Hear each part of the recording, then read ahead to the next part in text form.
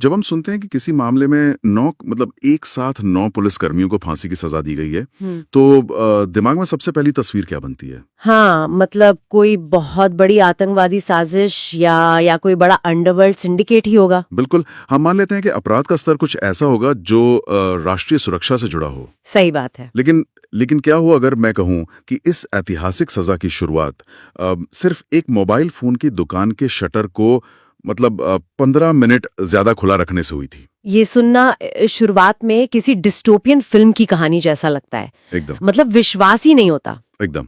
लेकिन ये हमारे सिस्टम की एक बहुत ही कड़वी और जमीनी हकीकत है।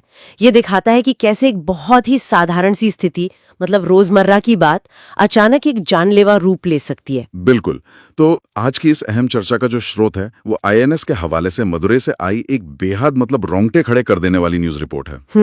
और आज हम तमिलनाडु के तूतुकुड़ी जिले के सदनकुलम की उस खौफनाक घटना, उस कस्टोडियल डेथ की पूरी टाइमलाइन समझने वाले हैं। हाँ, और उसके पीछे की मैकेनिज्म को भी डिकोड करेंगे। सही कहा। हम ये समझने की कोशिश करेंगे कि कैसे कोरोना काल के एक छोटे से प्रशासनिक नियम के उल्लंघन ने एक पिता और पुत्र की जान ले ली, और कैसे न्यायपालिका ने इसे दुर्लभतम मामला या जिसे अंग्रेजी में रेयरेस्ट ऑफ रेयर कहते हैं, वो मानते हुए 9 पुलिसकर्मियों को मृत्युदंड सुनाया। हाँ, तो इस विश्लेषण का उद्देश्य सिर्फ घटनाक्रम को जानना नहीं है। बिल्कुल नहीं। इसका उद्देश्य उस मानसिकता, उस सत्ता के नशे और उस पूरी कानूनी प्रक्रिया को समझना है जो एक स्थानीय पुलिस थाने को अचानक एक यातना गृह में बदल देती है। तो चलिए उस समय में वापस चलते हैं। ये जून 2020 की बात है। हाँ, वो समय जब पूरी दुनिया एक अदृश्य वायरस से लड़ रही थी। बिल्कुल। हमारे यहाँ बहुत सख्त लॉकडाउन लगा हुआ था। तो तूतुकुड़ी जिले के सतनकुलम इलाके में पी जयराज और उनके बेटे जे बेनिक्स की एक मोबाइल फोन की दुकान थी जी। और रिपोर्ट के मुताबिक 19 जून की शाम को उन्होंने कोरोना के नियमों का उल्लंघन करते हुए अपनी दुकान तय समय से थोड़ी देर तक खुली रखी। बस थोड़ी ही देर। हाँ, और फिर पुलिस आती है और जयराज को पूछताछ के लिए उठा ले जाती है। और जब बेटे बेनिक्स को हित रात पता चलती है तो वो पुलिस स्टेशन पहुंचता है। जाहिर सी बात है, कोई भी बेटा यही करेगा। बिल्कुल। वहां अधिकारियों के साथ उसकी बहस होती है और पुलिस उसे भी हिरासत में ले लेती है। अब यहाँ मुझे एक बात बिल्कुल समझ नहीं आती। ये ऐसा है जैसे कोई ट्रैफिक सिग्नल तोड़े और उसे सीधा सजाए मौत दे दी जाए। हाँ, ये तुलना काफी हद तक एक महामारी के दौरान दुकान खुली रखना एक प्रशासनिक मुद्दा था ना। हाँ, इसके लिए चालान काटा जा सकता था। चालान कर सकता था, बिल्कुल, या दुकान सील की जा सकती थी। बात थाने के अंदर इतनी बेकाबू कैसे हो गई? देखो, मैं आपके इस ट्रैफिक सिग्नल वाले उदाहरण से पूरी तरह सहमत नहीं हूँ। अच्छा। हाँ, क्योंकि हमें इसे जून 2020 के उस विशिष्ट माहौल, उस चश्मे से देखना होगा। वो एक सामान्य समय नहीं था। हाँ, वो अनिश्चितता का दौर था। बिल्कुल। लॉकडाउन के दौरान पुलिस केवल नियम लागू करने वाली कोई साधारण एजेंसी नहीं रह गई थी। उनके पास लगभग असीमित अधिकार आ गए थे। सड़कें एकदम खाली थीं। कोई राहगीर नहीं था जो वीडियो बना सके। हाँ, कोई मीडिया भी नहीं था जो तुरंत सवाल पूछ सके। सटीक बात। जब आप किसी को बिना किसी बाहरी निगरानी की इतनी शक्ति दे देते हैं तो वो शक्ति अक्सर अहंकार में बदल जाती है। तो आप कह रहे हैं कि ये केवल एक दुकान खुली रखने का मुद्दा था ही नहीं? नहीं, ये शक्ति के प्रदर्शन का मुद्दा बन गया था। बाप रे। जब जयराज को उठाया गया तो वो पुलिस के लिए शायद एक रूटीन शक्ति प्रदर्शन रहा होगा, लेकिन जब उनका बेटा बेनिक्स थाने पहुंचता है और अधिकारियों से सवाल करता है तो वो उनके ईगो पे लग गया। बिल्कुल। उसे पुलिस के अहंकार पर सीधे हमले की तरह देखा गया। मतलब एक आम नागरिक का थाने के अंदर आकर पुलिस की कार्रवाई पर सवाल उठाना, वो बर्दाश्त नहीं हुआ उनसे। हाँ, उस समय के उस सुप्रीम अथॉरिटी वाले माइंडसेट को ये बिल्कुल बर्दाश्त नहीं हुआ। बेनिक्स को हिरासत में लेना किसी कानून के तहत नहीं था। तो फिर क्या था वो उस चुनौती को कुचलने का एक तरीका था। यहीं से प्रक्रिया पूरी तरह पटरी से उतर गई और व्यक्तिगत ईगो ने कानूनी प्रक्रिया की जगह ले ली। और यहीं से ये कहानी अपना सबसे खौफनाक रूप लेती है। रिपोर्ट के जो तथ्य हैं वे सीधे तौर पर बहुत परेशान करने वाले हैं। बहुत ज्यादा। हिरासत में पिता और पुत्र दोनों को बेरहमी से पीटा गया, लेकिन मारपीट से परे जो सबसे अमानवीय हिस्सा इस रिपोर्ट में सामने आता है वो ये है कि पुलिस ने उन दोनों को अपना ही बहता हुआ खून अपना खून साफ करने के लिए मजबूर किया। हाँ, ये सच में। और उसके बाद खुद को बचाने के लिए उन पर एक झूठा मामला मतलब एक फर्जी एफआईआर दर्ज कर दी। जी। और इस अमानवीय प्रताड़ना के कारण कुछ ही दिनों बाद अस्पताल में उन दोनों की मौत हो गई। ये बहुत ही दुखद अंत था। खून साफ करवाने वाली बात पर मैं थोड़ा रोकना चाहूंगा। क्या ये सिर्फ एक क्रूर मानसिकता थी, मतलब मजा आ रहा था उन्हें, या इसके पीछे सबूत नष्ट करने की कोई सोची समझी रणनीति थी? देखो, इसके दोनों ही पहलू हैं। अगर हम मनोवैज्ञानिक स्तर पर बात करें तो किसी इंसान से उसका ही खून साफ करवाना उसे पूरी तरह से तोड़ देने की, उसकी गरिमा खत्म करने की। हाँ, उसकी गरिमा और आत्मसम्मान को कुचल देने की एक तकनीक है। पुलिस ये सीधा संदेश देना चाहती थी कि यहाँ तुम्हारी कोई हैसियत नहीं है। सही बात है। लेकिन इसका एक बहुत बड़ा तकनीकी और कानूनी पहलू भी है।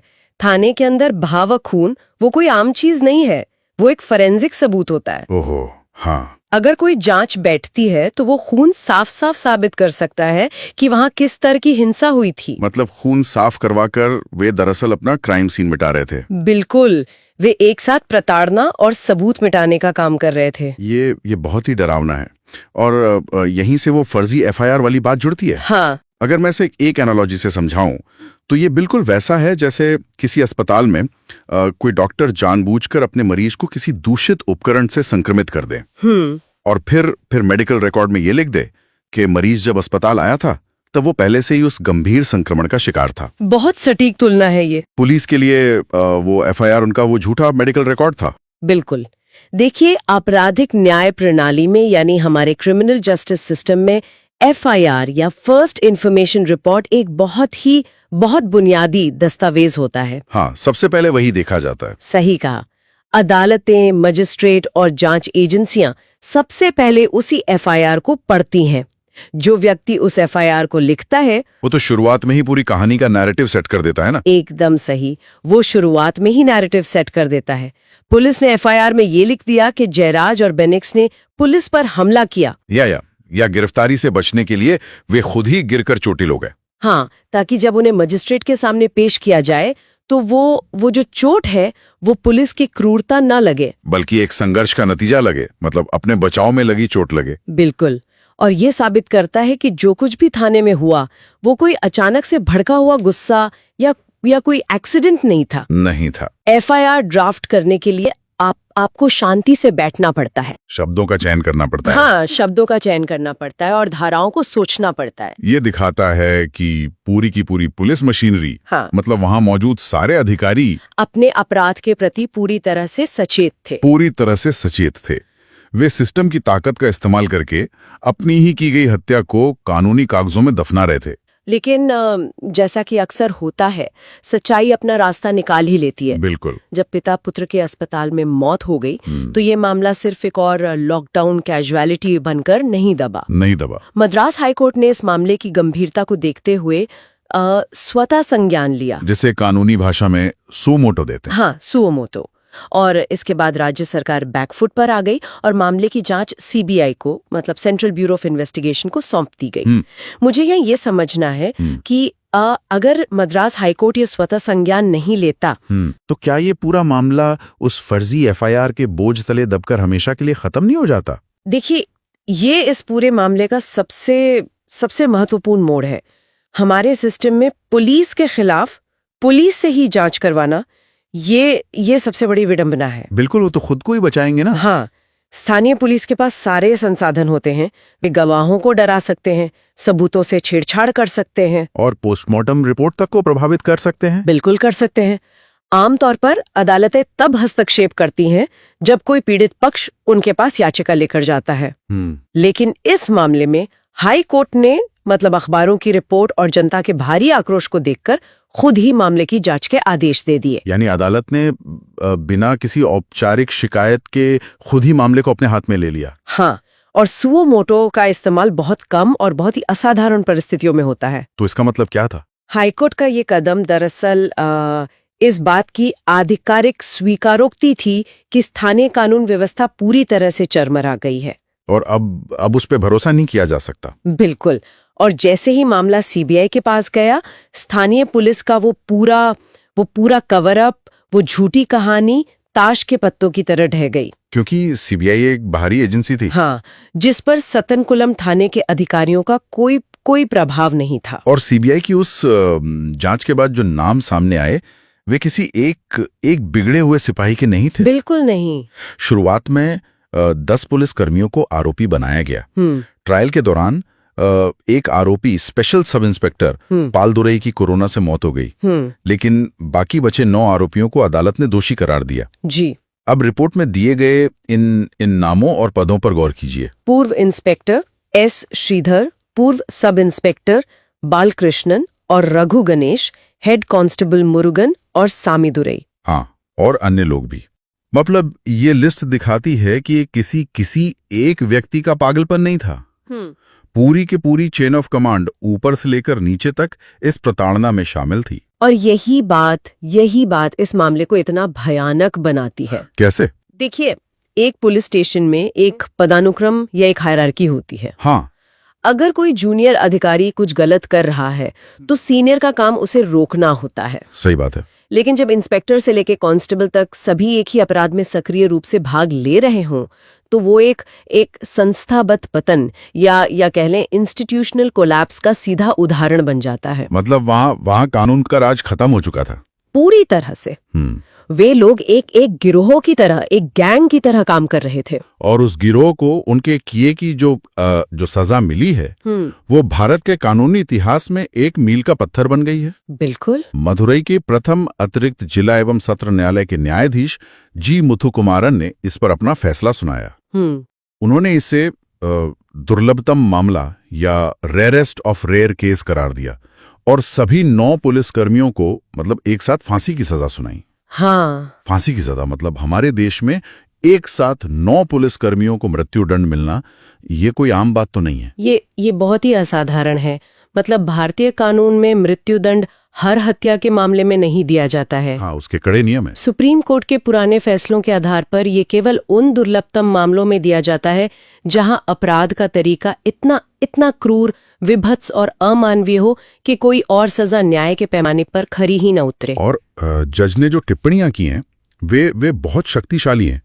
अदालत ने कहा कि जिन पर जनता की सुरक्षा का जिम्मा था उन्होंने एक ऐसा अपराध किया है जिसने समाज की सामूहिक चेतना को झकझोर दिया है। बिल्कुल। उन्होंने कहा कि पुलिस ने एक परिवार की नींव ही उखाड़ दी।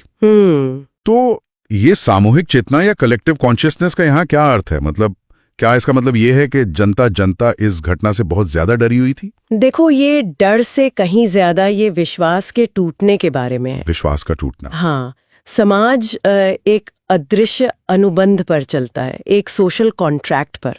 हम राज्यों को और पुलिस को ये अधिकार देते हैं कि वे हम पर जरूरत पड़ने पर बल प्रयोग कर सकते हैं। हाँ, कानून व्यवस्था बनाए रखने के लिए। लेकिन इस शर्त पर कि वे हमारी रक्षा करेंगे। बिल्कुल। जब एक आम इंसान किसी वर्दीधारी को देखता है तो उसके अवचेतन मन में, मतलब सबकॉन्शियस में, ये आना चाहिए कि वो सुरक्षित है। सही बात है। लेकिन जब वही वर्दीधारी एक निहत्थे नागरिक को, वो भी थाने के अंदर, बेरहमी से मार डालता है तो वो केवल एक व्यक्ति की हत्या नहीं होती। तो वो क्या होती है? वो समाज के उस बुनियादी विश्वास की हत्या होती है। बाप रे। जज का ये कहना कि सामूहिक चेतना झकझोर दी गई, ये इस बात का प्रतीक है कि अगर अदालत ऐसे मामलों में नरमी बरतेगी तो लोग सिस्टम पर से पूरी तरह भरोसा खो देंगे और समाज में अराजकता फैल जाएगी। बिल्कुल। अदालत ने यह भी स्पष्ट किया कि आरोपियों ने जानबूझकर, मतलब इंटेंशनली घातक चोटें पहुंचाई। हाँ, मतलब कोई शक की गुंजाइश नहीं छोड़ी गई कि ये एक सोची समझी हत्या थी। एकदम स्पष्ट था वो। लेकिन सजा सिर्फ फांसी तक सीमित नहीं रही। नहीं, अदालत ने दोषियों पर 1,40,00,000 रुपए का, मतलब एक बहुत भारी जुर्माना भी लगाया है जो पीड़ित परिवार को मुआवजे के रूप में दिया जाएगा। जी। अब यहां मैं थोड़ा उलझन में हूं। क्या हुआ? 1,40,00,000 रुपए ये बहुत बड़ी रकम है, लेकिन क्या राज्य द्वारा दिया गया पैसा किसी इंसान की जान की कीमत हो सकता है? क्या ये न्याय को, मतलब एक आर्थिक लेन देन में नहीं बदल देता? ये बहुत वाजिब सवाल है। देखो, कोई भी धनराशि कितनी भी बड़ी हो किसी पिता या पुत्र को वापस नहीं ला सकते। बिल्कुल नहीं ला सकते। लेकिन न्याय व्यवस्था में जुर्माने को जान की कीमत के रूप में नहीं देखा जाता है। तो इसे कैसे देखा जाता है? इसे दो अलग अलग नजरियों से देखने की जरूरत है। पहला, हाँ, ये दोषियों पर एक अत्यंत कठोर आर्थिक दंड है। अच्छा, वे न केवल अपना जीवन और अपनी स्वतंत्रता खो रहे हैं, बल्कि उनकी संपत्तियों और उनकी आर्थिक स्थिति को भी नष्ट किया जा रहा है। मतलब उन्हें पूरी तरह से तोड़ा जा रहा है। हाँ, ये एक स्पष्ट संदेश है कि सत्ता के दुरुपयोग की कीमत आपको आर्थिक रूप से भी चुकानी होगी। और दूसरा नजरिया? दूसरा वो जिसे जज ने परिवार की नींव उखाड़ने की बात कही थी। हाँ, जब किसी परिवार के दो मुख्य कमाने वाले सदस्य इस तरह छीन लिए जाते हैं, तो वो परिवार सामाजिक और आर्थिक रूप से पूरी तरह तबाह हो जाता है। एकदम सड़क पर आ जाता है। बिल्कुल। तो ये जो 1,40,00,000 रुपए का मुआवजा है, वो उस परिवार को एक संरचनात्मक, एक स्ट्रक्चरल सहारा देने की कोशिश है। ताकि वो फिर से खड़े हो सकें। हाँ, ताकि राज्य के नुमाइंदों ने यानी पुलिस ने जो विनाश किया है, राज्य उसकी भरपाई करने की कम से कम एक ठोस कोशिश तो करे। तो ये मुआवजे से ज्यादा सिस्टम की जवाबदेही, उसकी अकाउंटेबिलिटी तय करने का एक तरीका है। ये विश्लेषण हमें सच में घटना की गहराई तक ले जाता है।